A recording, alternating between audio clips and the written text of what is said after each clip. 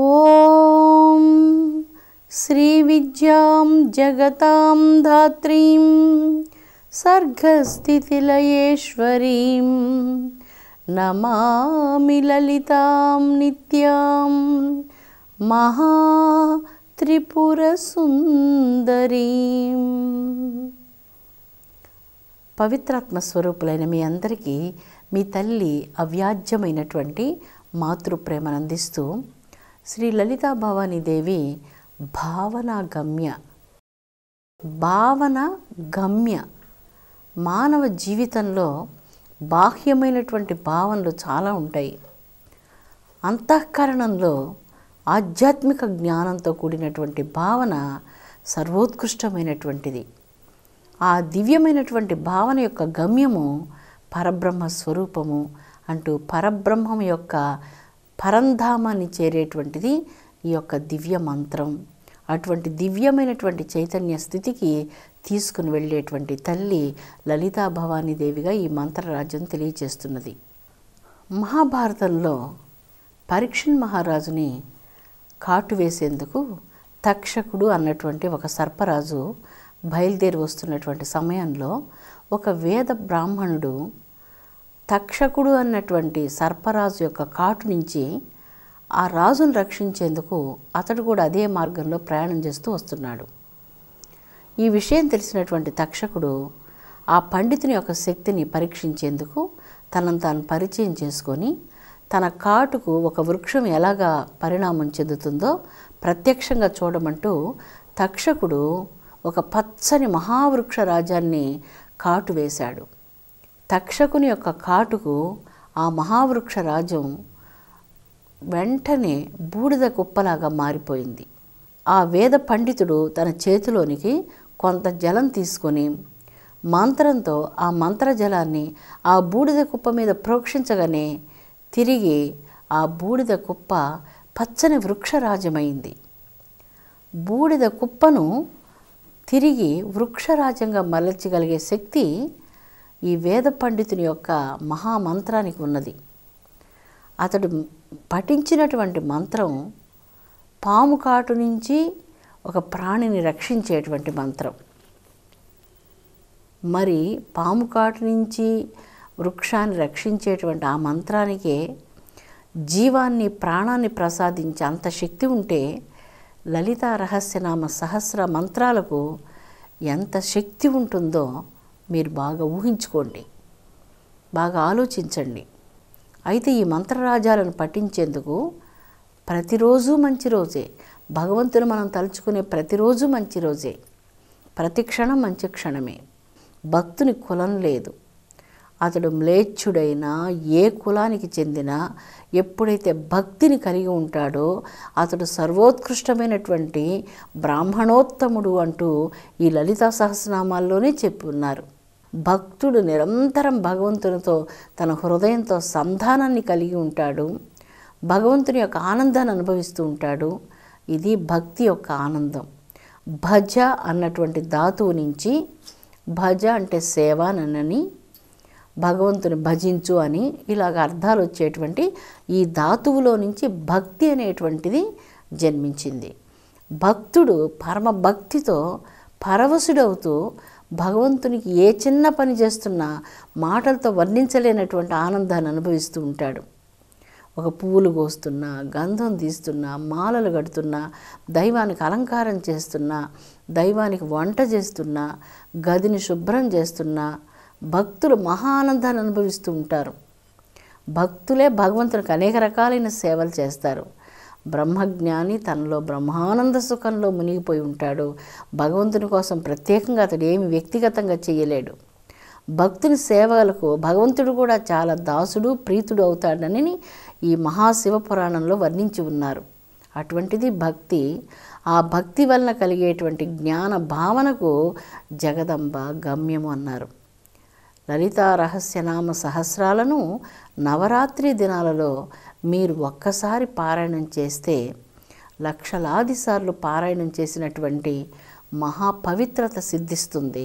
నిరహంకార హృదయంతో లలితా సహస్రనామాలు మనం పారాయణం చేయాలి. అమ్మ భక్తులను, మహాభక్తులైనటువంటి వారందరినీ దర్శించాలి. ఆ భగవద్భక్తుల యొక్క పాదాల ధూళిని శిరస్సు మీద ప్రోక్షణం చేసుకోవాలి. కోటి కోటి త్రివేణి సంగమాలలో స్నానం చేసిన లభ్యంగానటువంటి పుణ్య ఫలం భక్తుల యొక్క పాద ధూళిని శిరస్సు మీద చల్లుకోవడంతోనే లభిస్తుంది. పేదలకు అన్నం పెట్టాలి. మన చేతులారా పేదలందరికీ మనం అన్నం పెట్టాలి. పేదలలో తల్లిని చూడాలి, దీనులలో తల్లిని చూడాలి, సర్వభూతాలలో తల్లిని దర్శించాలి. తల్లి, నీవు స్థావర జంగమాత్మక సృష్టి సర్వమునందు ఉన్నావు. నిన్ను సేవించేందుకు ఈ సంవత్సరం నవరాత్రులలో పరమ దీక్షతో, పరమ భక్తితో, పరమ ప్రేమతో, పరమ నిష్టతో నిన్ను ధ్యానించే విధంగా మమ్మలను దీవించు అంటూ అమ్మను మనస్సులో సంకల్పం చేయండి. ఆ మహాసంకల్పం చేత విశ్వంలో శాంతి కావాలి, నేను గొప్పగా అంతరంగంలో అభివృద్ధిని చెందాలి, నా సాధనలో గొప్ప అభివృద్ధి రావాలి, త్రికాలాలో లలితా సహస్రనామాలు మేము పారాయణం చేయాలి.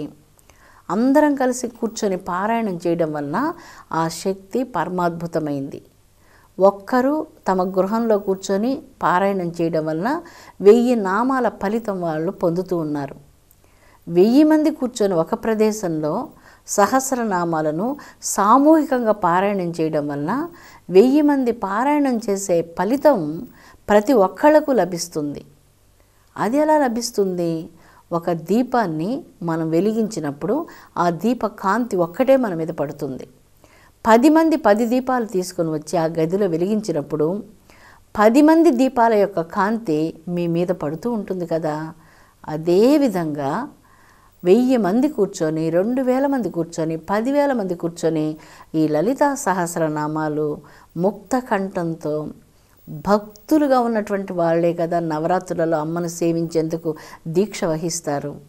అందరూ దాని మీద ఆసక్తిని కలిగి ఉండరు.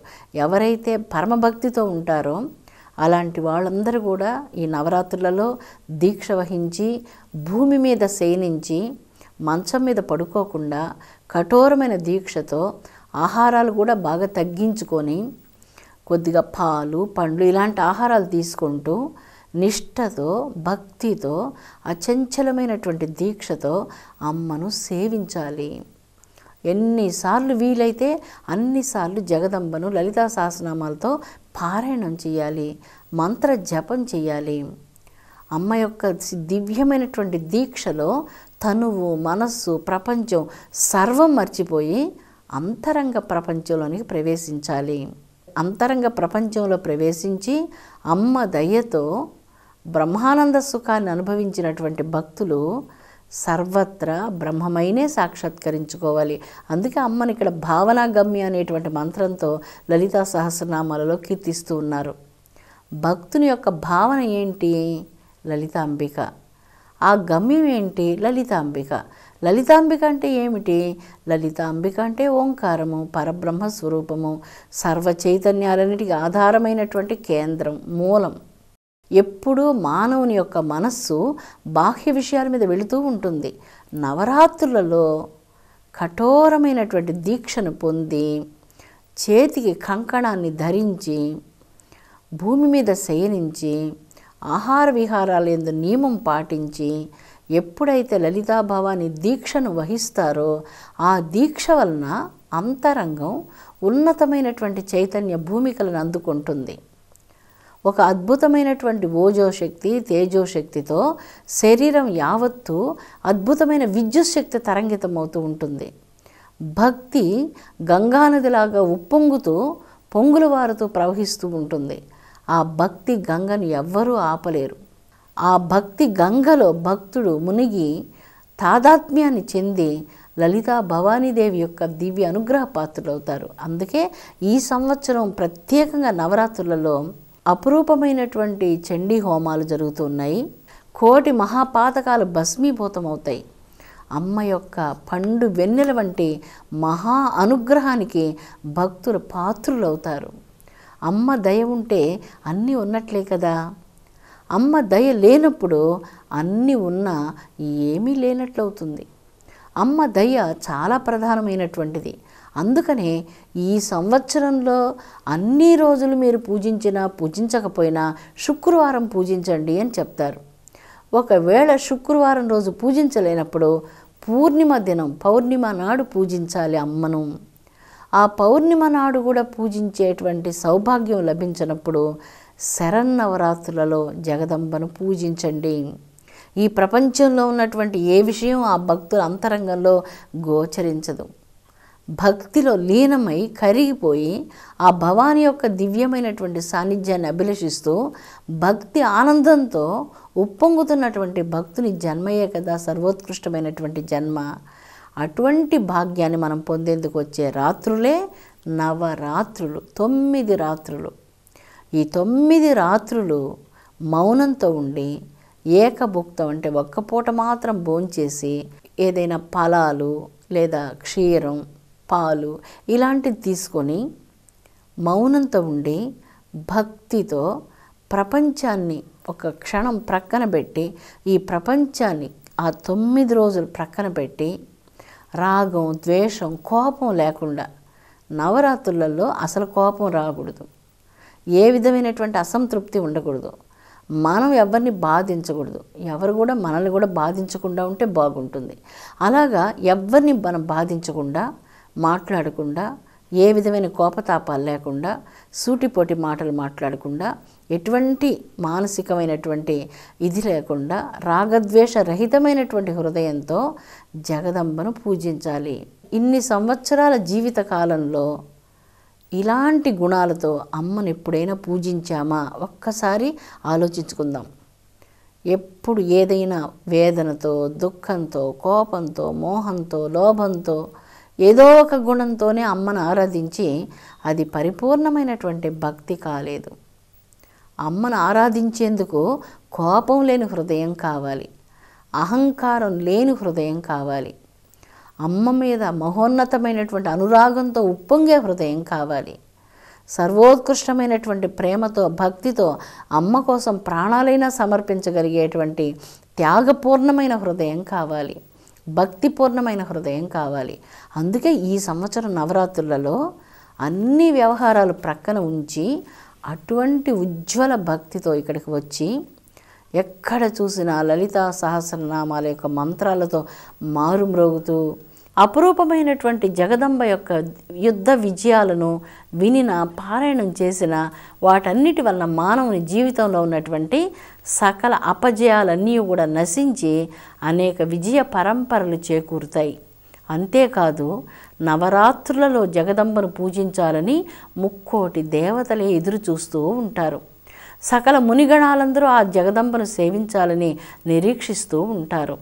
సకల మానవులందరూ మహాభక్తులైనటువంటి వారు ఎప్పుడెప్పుడు నవరాత్రులు వస్తాయి, అమ్మను పూజించాలి అన్నటువంటి భక్తి భావంతో నిరీక్షిస్తూ ఉంటారు.